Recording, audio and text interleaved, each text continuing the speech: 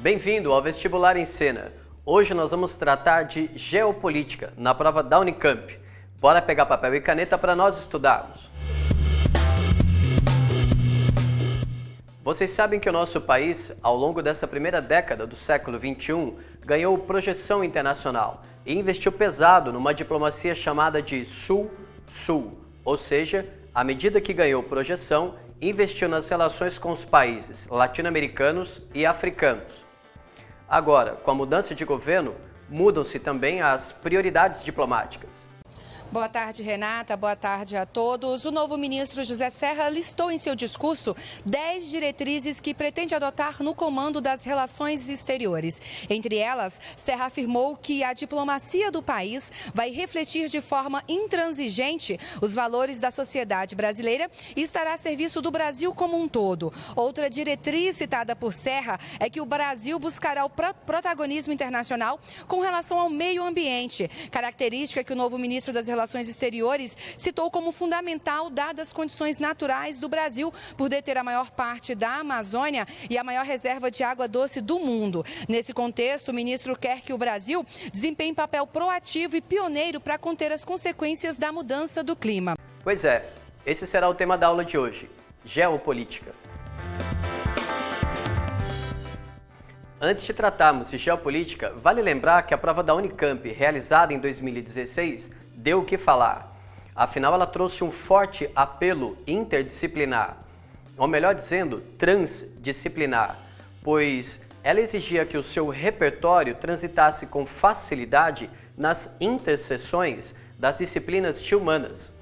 Ora, imagino que vocês se lembram da tirinha da charge do Gonzales, na qual os zumbidos das abelhinhas evocavam o Manifesto Comunista. Mas para dar melhores exemplos, nós podemos citar uma questão de língua inglesa que exige a interpretação de argumentos que tratam da história do conceito de geopolítica.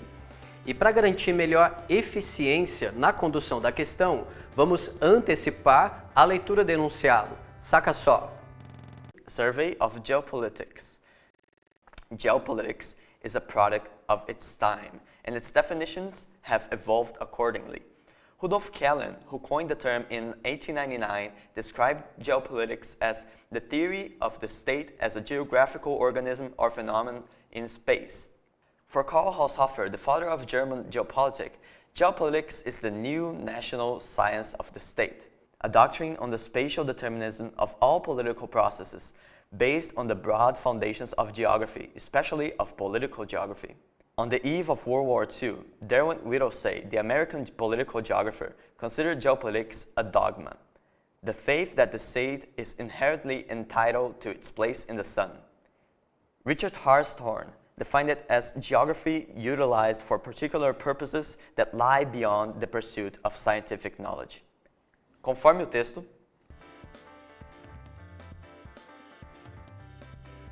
Como se lê, o texto traz para vocês 4 teóricos que abordam o conceito de geopolítica. Para começar, o sueco Kjellin diz para vocês, olha, a geopolítica é uma teoria do Estado, enquanto um organismo geográfico ou um fenômeno espacial. Por sua vez, o seu sucessor, o alemão Haushofer, considera a geopolítica uma nova ciência nacional a respeito do Estado. Ou melhor, uma doutrina que trata dos determinismos geográficos dos processos políticos.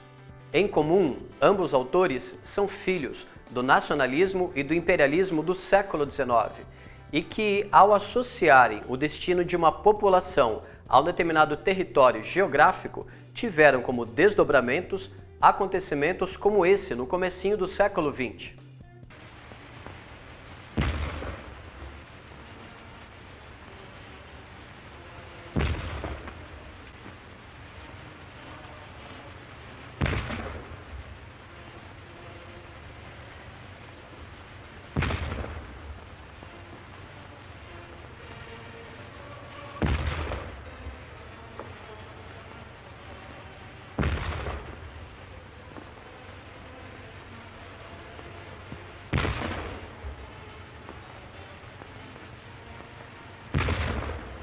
Dando sequência à interpretação do enunciado, o norte-americano Whittlesey já faz uma leitura mais crítica do conceito, ao considerá-la como um dogma. algo como se ela fosse algo essencial de um Estado-nação, em vez de ser uma política de governo.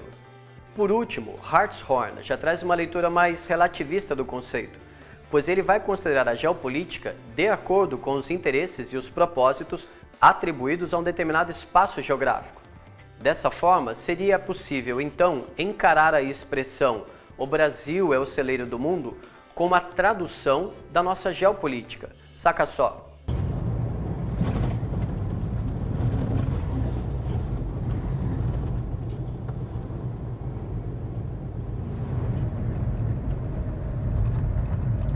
Esses caminhões que estão passando aí agora estão todos carregados de soja que está sendo colhida na região norte do estado de Mato Grosso e na região médio norte.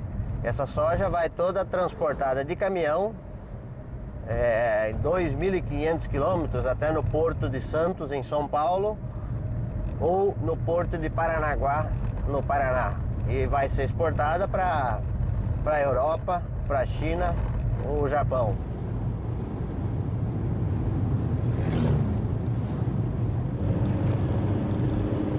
O maior produtor de soja do mundo, ele é aqui de Mato Grosso, é o grupo AMAGGI, e cujo sócio proprietário atualmente é o governador do estado de Mato Grosso.